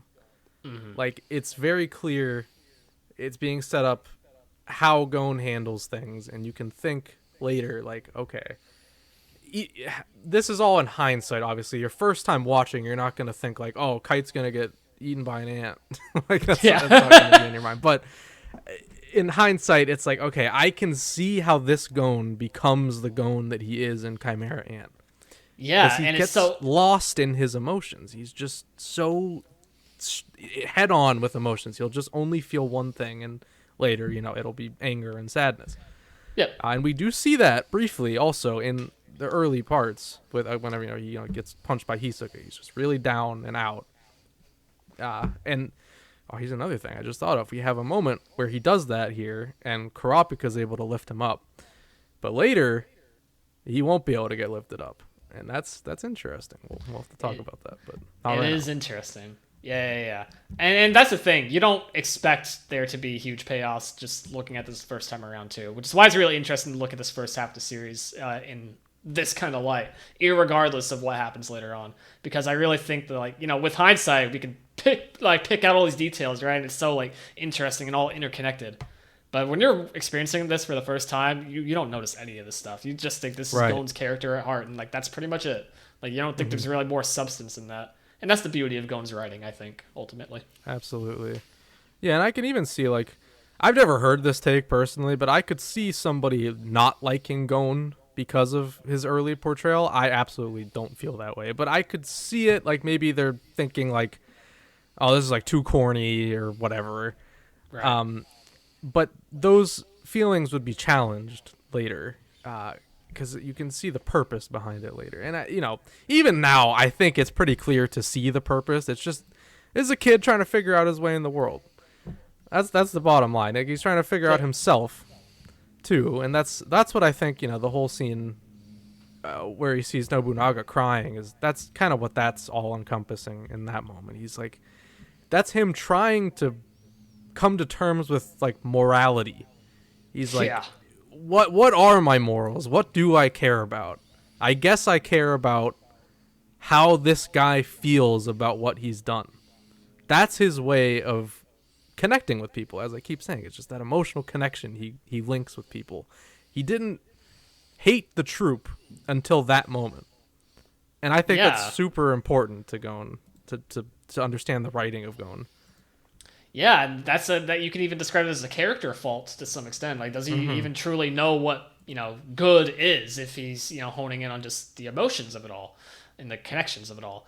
We see it as early as even Tompa, right, in the Hunter example. Yeah. So Yeah, as I don't much as of know. a joke as that is, you can actually take something serious from how he interacts with Tompa. Yeah. In conclusion, Tompa is secretly a member of the Phantom Troop, but Hey, you never know. never know. But yeah, I don't know. Gon's just such an interesting character. Looking back on the first half of the series that he's in, and I can't wait to discuss him more. Going to the part two, I think it'll be really it'll be a full circle discussion there for sure. Yeah, I think splitting it in half was a good call. It'll be cool to call back to things we talked about here, and also be able to reflect on things and think about things for a month. Yes. While we prepare. So yeah, I'm very much looking forward to that part too. But for now, let's see what everybody else said about Gon. You ready for that, Dylan? Yeah, I'm curious. Let's go ahead and get into it. All right. Okay, now it's time to check out what you guys have to say about Gon from the beginning of the series all the way through Yorknew City. As usual reminder, if you want to get in on the fun with discussing any given topic week to week, be sure to check out, or keep an eye out rather, for YouTube community posts, as well as the call-out posts on Twitter and Bluesky. And of course, if you're an audio-only listener, you can always email us at hunterassociationpod@gmail.com. I'll also mention here too, I've been kind of bad lately about putting out the Twitter call-out posts on time. If you already know what the topic is from looking at the YouTube community post or Bluesky, or maybe you went all the way through the end of the prior episode and kind of know what we'll be talking about, feel free to just send an @ towards the Twitter account, and I'll definitely see it whenever we do the recordings. I just wanted to kind of put that out there in case I do end up being late on any given Twitter call-out posts, just as a reminder. Yeah, it's a good option to have. Yeah. So without further ado, let's go ahead and get into it. We have a few different comments to go through this week. So first up, we actually do have one from Twitter, from Terror of Talos, saying, "To me, Gon is the prime example of a simple character in a morally complex world. Him being the protagonist to start off the story allows the reader/watcher to see how even a relatively straightforward goal, compared to other characters in the series at least, of finding someone in the world still requires a lot of hurdles to overcome. Gon being separated from major parts of the known world/society when growing up has led to him not being exposed to many shady or bad people in his life. He goes by how Mito raised them and his instincts due to prolonged experiences with nature. Kaige is also someone who has partially influenced Gon's worldview. He not only saved his life from nature itself, but made a huge impression on Gon by providing him with a goal to pursue in the future." And yeah, I think you hit the nail on the head there. He hasn't seen very many bad people in his life. He was very sheltered. He's just a very kind-hearted kid. Yeah. And that, again, kind of like how we were talking about earlier, kind of interferes with a sense of morality to an extent. Right, yeah, because he probably doesn't even know what bad is. Truly, Yeah.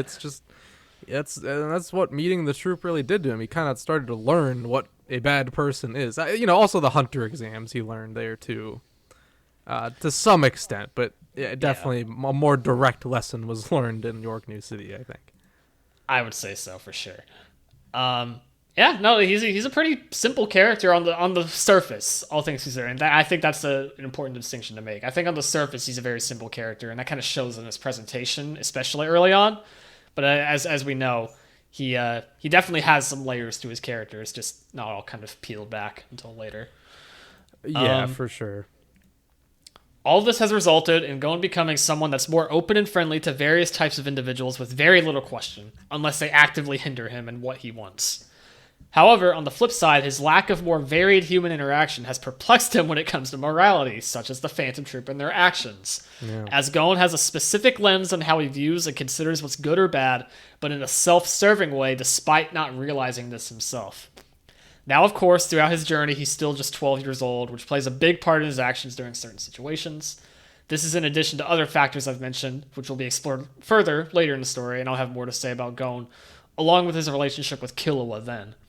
So overall, at this point, I consider Gon to be a fascinating kid who doesn't really judge morality in the same way an average person would due to his age and upbringing. Yeah. Yeah, same takeaway we had pretty much. That's just where you're led. Like at this point in the story, that's Gon. Yeah, that's it. Yeah, he doesn't judge very harshly compared to other characters, especially when he's like paired alongside like like Kurapika, who like wants vengeance for his clan, pretty much, right? Or Killua, who's been through a lot of bad shit, to say the least. Yeah. Gon just doesn't really know what's good or what's bad. He just kind of he knows everything off of emotions and personal desires, really. And that's really his only framework, which is interesting. Yeah. All right, next is from Bluesky. Holy cow. Dude, rare moment. Rare moment. Everybody remember this for the future now. We have to remember this day. We have to mark how long the next wait is for a Bluesky comment. Yeah. So thank you to Milu Kitty here, who says, I adore Gon as a protagonist. At first, he just looks like a cheerful kid full of illusion and expectations, but we slowly discover that his motivations are pure childish and neutral. Not necessarily kind nor heroic, unlike other shonen protagonists. Yeah, that's a good point. Yeah, good point. Precisely for wording that sentiment, I really like Zepile, and the old lady who did the short questions test, for that matter. That's an interesting character to like. I mean, yeah, I like her too. She's only in like one chapter, but I like her. Never seen again. Yeah. I feel like is slowly forming a complex and intricate personality that leads the story far away from the hero's journey and much more personal and sentimental journey of a credible, literal child in complex scenarios. For sure, yeah, it's I did describe the early parts as a hero's journey, but I also said it's kind of flipping it on its head. It's a different. It is still following the formula, but it's a different take on the hero's journey. It's not about the journey, really. It's more so about how Gon looks at the journey, how he's feeling about the journey. It's really he's like in the driver's seat, but also like simultaneously like watching from above. Yeah. I don't know, and that's probably a really shitty way to put it. Now that I'm thinking, it is, but it's hard to put into words like what we're talking about here. But I think we both understand each other. Because all of his conflict is based around him kind of like judging actions for himself, right? Not necessarily doing things off of instinct or knowing what's good and bad from the get-go. And like we said, that kind of leads into the whole thing about how his motivations are kind of childish and neutral, which that'll be greatly explored in our part 2 discussion. Yes. But yeah, overall I shared pretty similar sentiment, I think. Yeah, absolutely. Next up, we have a comment from Leo Dog, the person who actually created the artwork that we talked about earlier in the episode. So shout out to Leo Dog, where he says, he's aight. Man. I mean, okay, sure. He's all right. Thank you for the comment. Fair enough. I can't argue. And I can't argue this. There's not enough to argue against. You raise a good point. I'll give it true to that. All right, next up we have Issa, who says, I love and was so surprised how out of the box he can think of ideas. He might think he is not that smart, but while in a fight, I think no one we have seen is as sharp at picking up small things that can help you overall as Gon does.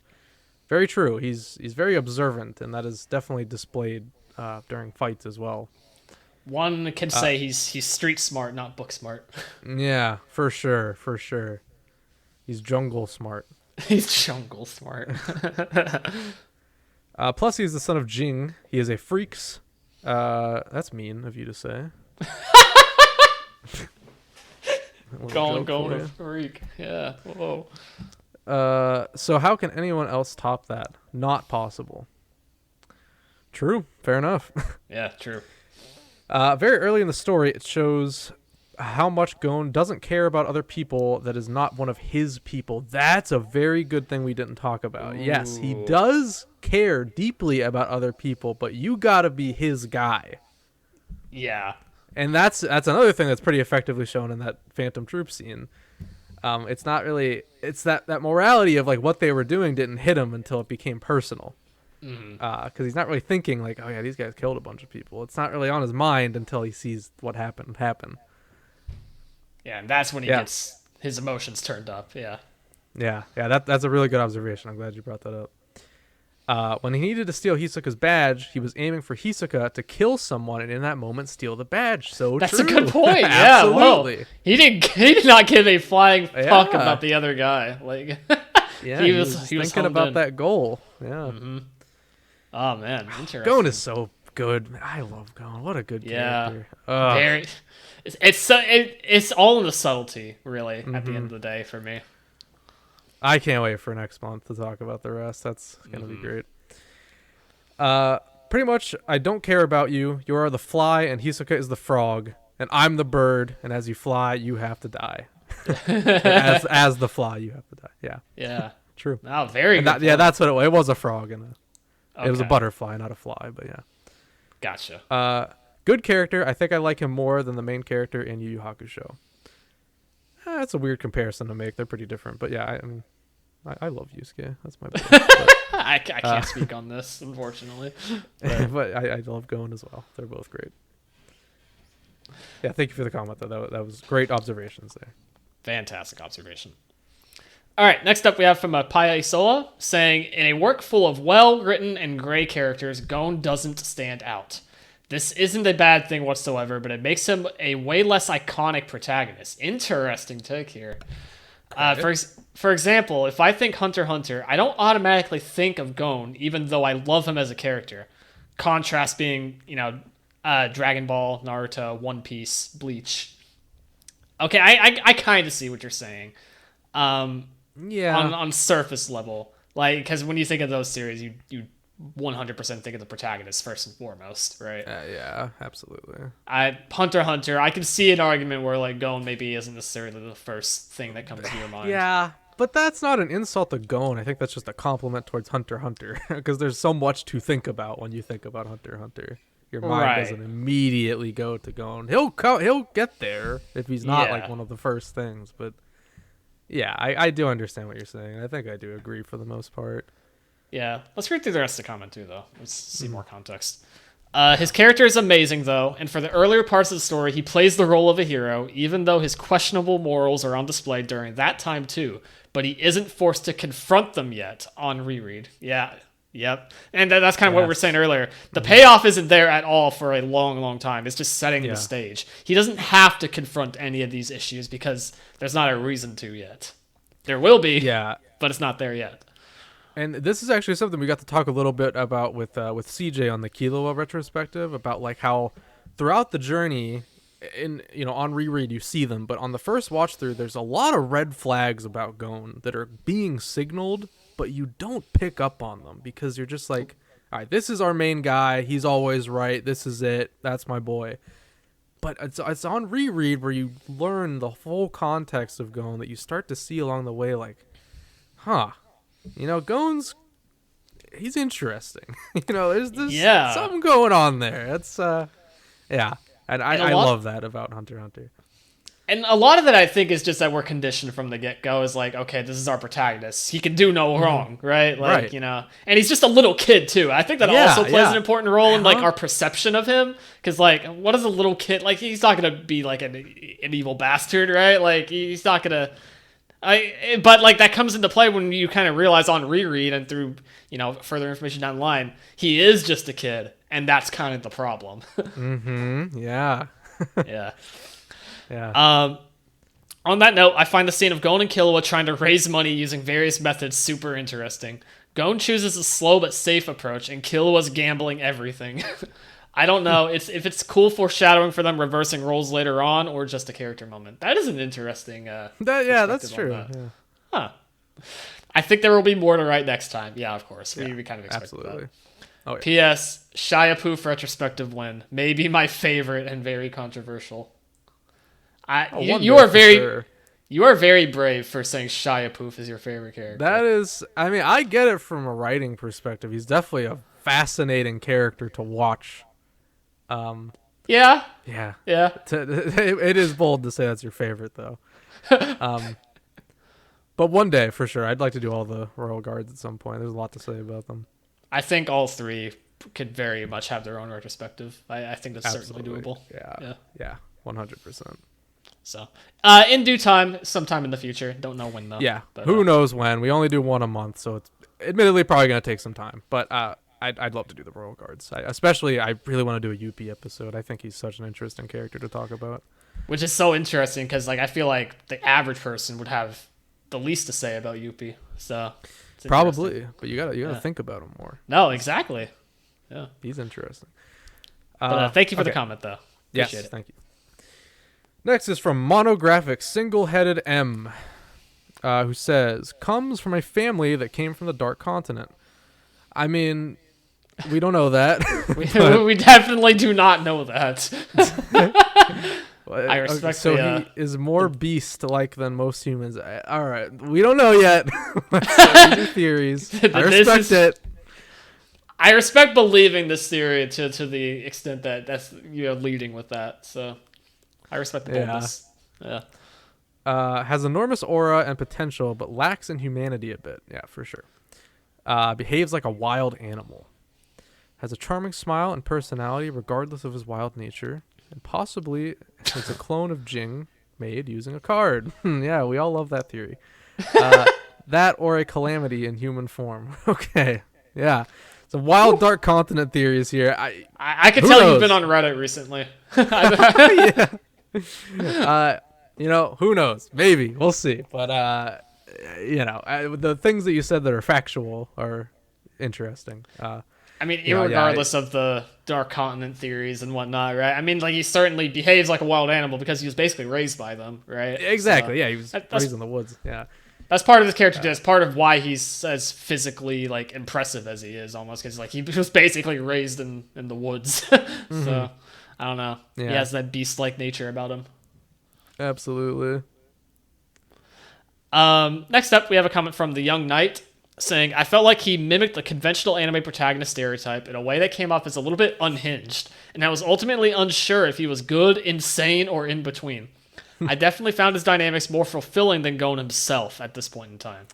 Oh, okay. That's fair. I mean, yeah. I mean, that's cool on a first watch or read through that you were thinking that way. I certainly wasn't the first time I watched it. It's only in hindsight that I started to feel that way about him. But yeah, Same. I mean, that shows that you're very observant. But for sure, if you're noticing that stuff on a first read or watch through, I can definitely see that being more engaging than watching the character himself.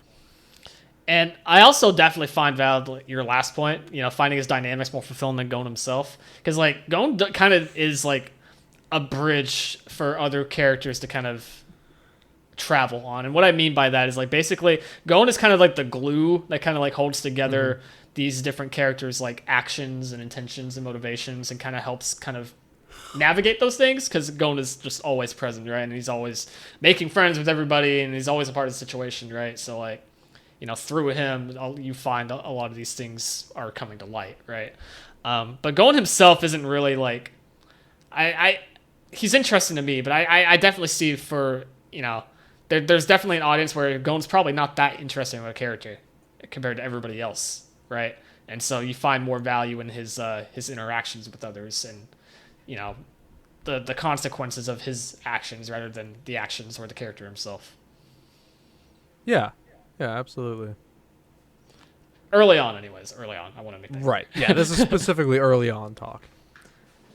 Okay, next is from Wacko Jacko, who says, even if you think early Gon is kind of a cookie-cutter anime protag, one thing that I really enjoy about him is that unhinged nature is still there.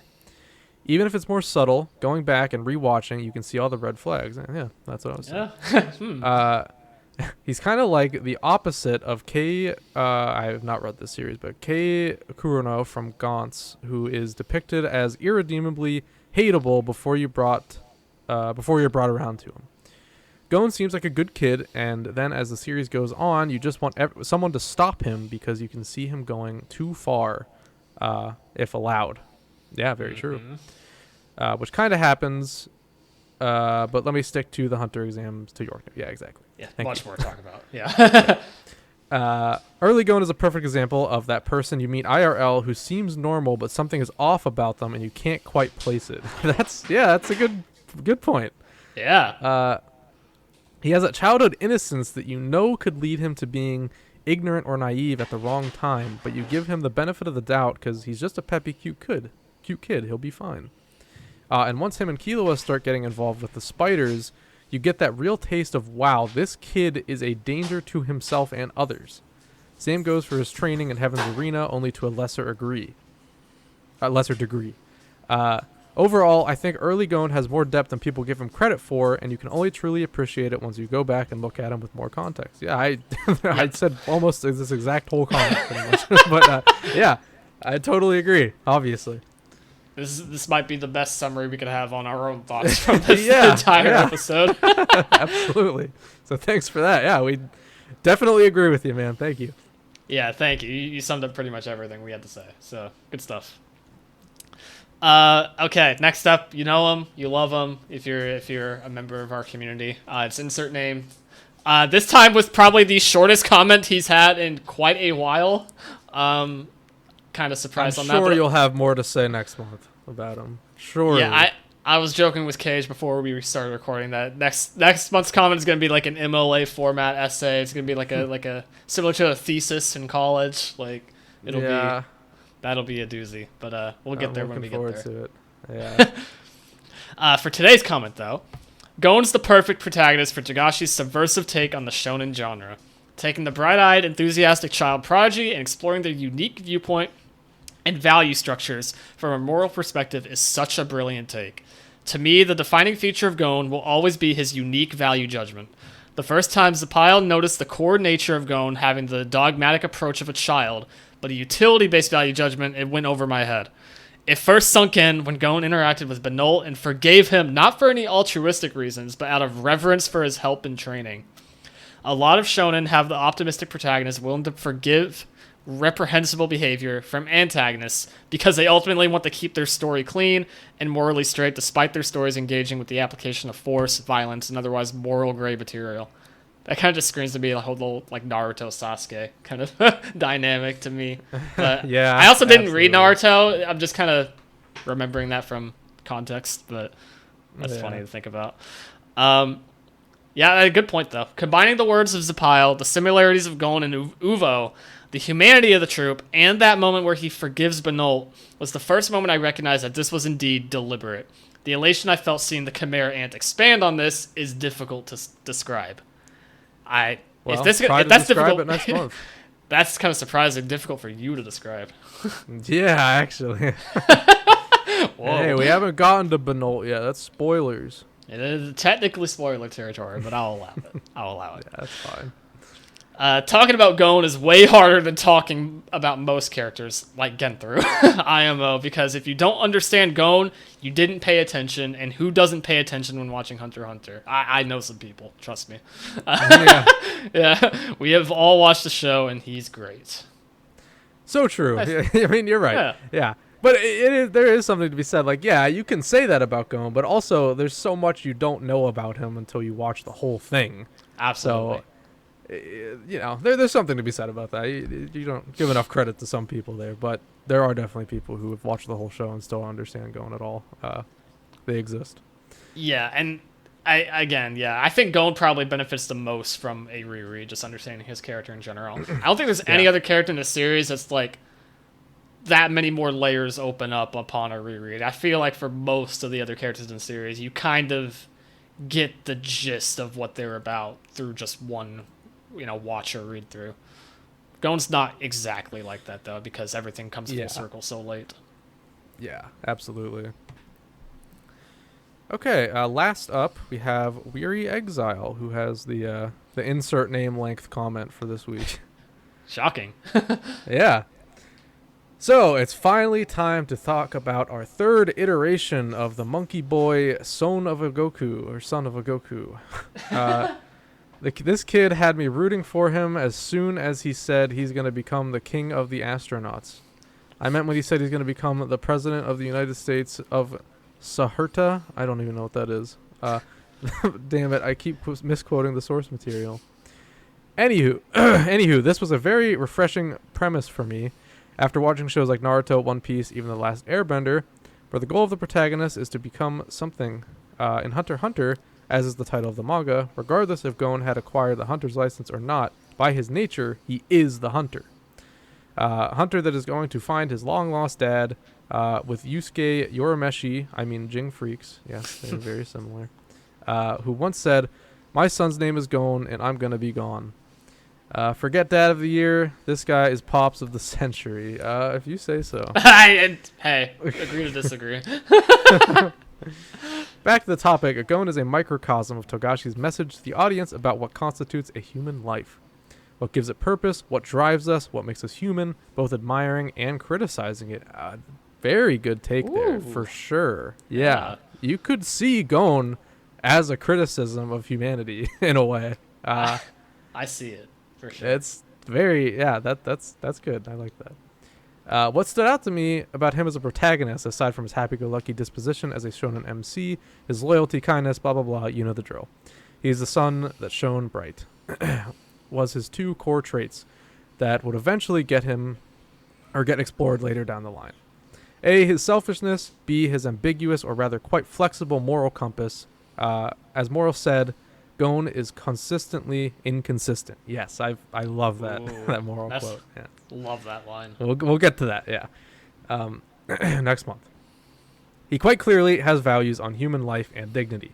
But then again, not really.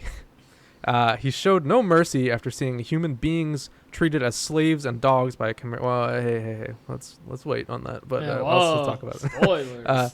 But had some empathy towards a certain serial killer and a cannibal. We can't bring. Oh, here we go. But we can't bring that up due to Greed Island not being yet on the menu. Yeah. But yeah, I know what you're saying there, for sure. Yet, in the Heavens Arena, all of his victories came without harming his opponents, since he pushed his way to the 200s and only really scared the Three Stooges into losing. Yeah. The Three Stooges, I like that. He wanted to prevent Kurapika from killing any more troop members. Oh, he did say... He did. Yeah. Wow. I forgot about that, admittedly. Now... I will say his reasoning is because he doesn't want to see Kurapika become a killer. That's why he said that. It's not because like, oh, I love the troop now. It's just like but it's still like it's a whole thing. That's Again, there's layers here. There's layers to that stuff. Many layers, yeah. Gon is complicated. All in all, he is first and foremost a kid. A good-natured kid that is willing to help his friends and clearly cares for them and even people who help him. And can even have some sympathy and empathy for the suffering. Yet as soon as he is impeded, or his friends are impeded despite their questionable actions, moral choices, or general dispositions, his reactions towards the opposing side may vary between questioning their morality or actions, condemning them, or straight up losing his shit altogether. Mm-hmm. Despite him not having the same reaction to a lot of bad people who may have accidentally or intentionally helped him because of their own agenda, despite being awful people. Best example, Hisoka. For sure. Man. Love this. Yeah, 100%. I am in the camp of the people who appreciates the balance Togashi had created between what type of character Gon and guys like Killua and Kurapika are, despite some people saying that Gon is too simple of a character with no depth. And see, that's kind of what I was trying to talk about. Like, some people definitely do have that perspective. I do not agree with it, but they're out there. They do exist, plentifully. Yeah. Mm-hmm. Which is certainly both untrue and is intentional in the beginning. Right. Well, you're intentionally led to believe that is the case, but it's an intentional presentation. There you go. That's it. Yeah. Despite being the same age as Keel, he is clearly much more of a kid than Lightning Boy is. Yeah, we talked about that a lot in the Killua retrospective, actually. Killua doesn't really know what it's even like to be a kid. He had a very tough life. Although, when it comes to that raw riz, Killua has nothing on him. Dude's been playing Cougars like cards when he was less than 10. But let's save that discussion for part 2, along with his parallels, dynamics, and other literary words with other characters. Absolutely. Yeah, absolutely. There will be a lot more to say. But that's a great comment for just this first half of Gon's story. You summed it all up. Yeah, I mean... Yeah. For sure. No arguments. Yeah, absolutely. Yeah, and this kind of helped me realize to some degree as well that, like, when Gon does kind of starts, like when his emotions get turned up that high, or he starts losing his shit, like you put it, it's really out of like those moments come from almost like pure confusion and like just like not being able to comprehend what's happening. It's a defense I mechanism. Yes, exactly. It's kind of like a trauma trigger for in a way. Not really the same thing. It's not trauma, but like because he doesn't really have trauma, but it's still. It's like Gon is a very like. We could talk about it more in part 2. Yeah, there's gonna be a lot more. We can talk about it more freely next time, I guess I'll say. But it just kind of was like a eye-opening moment for me there reading this comment that like it kind of just stems from him not understanding what is good or bad, and like that I think it's like that not being able to comprehend that kind of shuts his brain off almost, like he turns into a completely different person. It's so interesting. Yeah, it really is. Yeah, super great comment here. This was a fantastic comment. I'm really glad we got one like this for this episode. So thank you for that, Weary Exile. Yeah, cannot wait for next month. That'll be a fantastic discussion. I hope all of you follow us along for that for the next part for next month, and that you will write in again next month as well. Please do. On that note, again, usual reminder, if you want to get in on the discussion for any given topic week to week, make sure you check out the YouTube community posts weekly, as well as the call-out posts on Twitter and Bluesky. And if you're an audio-only listener, you can always email us at hunterassociationpod@gmail.com. Yes. And with that, this has been the Hunter Association. Thank you so much for listening. We are available on all major podcasting platforms, as well as YouTube for the video version. Be sure to follow, rate, and review. Oh, sorry, I added something to this. Follow, rate, review, and comment on Spotify and Apple Podcasts, even though you can't comment on Apple Podcasts. If you're watching on YouTube, make sure to like, comment, and subscribe. You can also follow us on Twitter at TXHXAPod, as well as Bluesky at THAPod for updates on the show and as an alternative way to submit responses to the weekly call-out posts. As always, we'll be here the same time every week talking about Hunter x Hunter. Dylan, where can people find you online? Yeah, you can find me at DJ Tengen. That's DJTENGEN on Twitter and Bluesky. Go follow me there if you're interested in my escapades as of late. Hell yeah, and you can find me on Bluesky at Kaige10, that's KAIGE10, where I don't even think I've been posting lately, but I mean, you know, Switch 2's coming up. That's cool. Exciting stuff on the horizon. Well, it's cool if the price doesn't increase further. Well, there's some problems. You know, but hey, if you know, you know. Cool stuff. Yeah. So yeah, that's all we got this week. Next week we are going to be continuing Hunter x Hunter 1999 with episodes 13 to 15. Very excited. Very excited. It feels like it's been a little while since we've watched 99. So yeah, our schedule kind of got thrown off because we had that 5-week month. Yeah, but I'm excited to get back into it. There's some good stuff coming up. Interested to see that Trick Tower adaptation. Yes, absolutely. So yeah, if you're watching along with us, watch out for that call-out post coming up this week, and let us know your thoughts. Yeah. All right, guys. At that's all we got this week. Look forward to part 2 of this retrospective at the beginning of next month with a guest. And I will say, actually, I might as well mention this now since I have it on the schedule now.